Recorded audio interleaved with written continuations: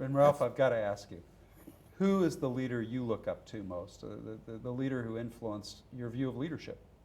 Well, I suppose I could say Eisenhower probably did, but I would have to be honest and say that I think that Bradley was since we got into that war factor part of it.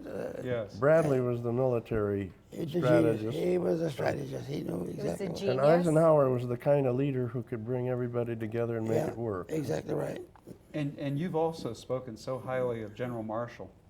Yes, Just an incredible man, absolutely incredible. One of the greatest Americans. I think people don't realize how important he was in the war factor. Truthfully, a major decision was never made by Eisenhower, the General Staff, and so forth, that didn't go back, first of all, to Marshall. Do you approve of this?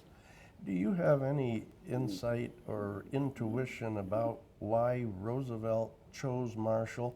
Because he jumped Marshall from, I mean, Marshall was a prominent military man, but he wasn't the top commander at the time the war started. And Roosevelt made the move. And do you know how or who influenced Roosevelt, or did Roosevelt know Marshall before? Apparently on every type of maneuver that we ever had. And in those days, you know, we had lots of maneuvers. We didn't have no money, but we would go on maneuvers.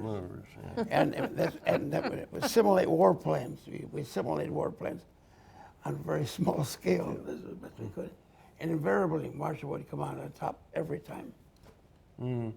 So Roosevelt could observe that. Well, he knew it. He had to know it. Ralph, you've said that General Marshall had great vision. He did indeed. He could anticipate the chess moves. He did. He overrode Montgomery, and he disapproved of certain things, but basically he was a wonderful man. In Europe, he came over and visited us quite often in Europe, and he was one of the boys, you know, right at the club and so forth. He was a wonderful, wonderful leader. Had great ideas.